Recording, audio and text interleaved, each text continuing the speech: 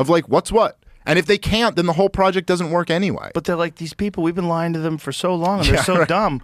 We can't let them run things. Right. We can't let them just vote. Well, just regular vote. Well, it's like I see people up here. It's like because all the people who are like selling the war in Ukraine right now and how we have to send more weapons in and we have to crack down harder on Russia and be more involved in the war. It's like all the same people who sold the war in Iraq.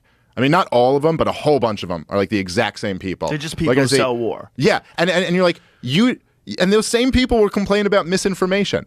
I mean, and they're like the ones who sold the war in Iraq. And then they go, okay, remember how I told you that Saddam Hussein was in bed with Osama bin Laden and he had nukes that he was going to detonate in Kansas? Well, let me tell you what's going on now. And you're like, how do you get to tell me what's going on now? How are you even here? This is precisely what they warned about. Like when Eisenhower gave that speech. Mm-hmm. It's precisely what he was warning about.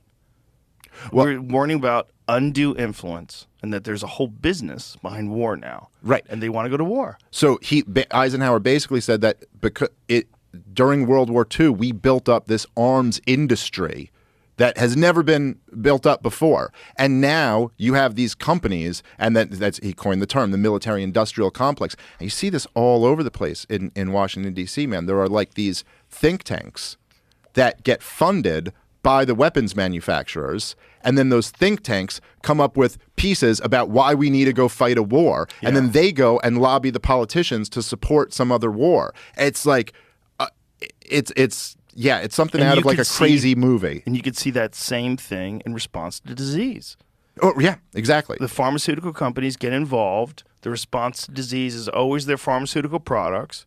It's never lifestyle and health changes. What's one of the best videos of Fauci is early on before the pandemic kicked off, where he's saying just lose weight, you don't need a mask, it's not going to work, just don't drink, don't smoke, try to take care of yourself, that's the most important thing. Like, where did all that go? Well, that's not convenient to pharmaceutical companies, and it's also lumping everybody physically into the same boat in the same category of risk is so crazy. And that's what's really freaking people out because they're trying to do it to little children. Because they're trying to do that now to little children when there's significant risk of myocarditis. It's a real thing. We know it's a thing. These goddamn commercials that you see where they're talking about little kids and myocarditis on television. Like, when was that an issue? Yeah. You're trying to pretend that this was an issue before?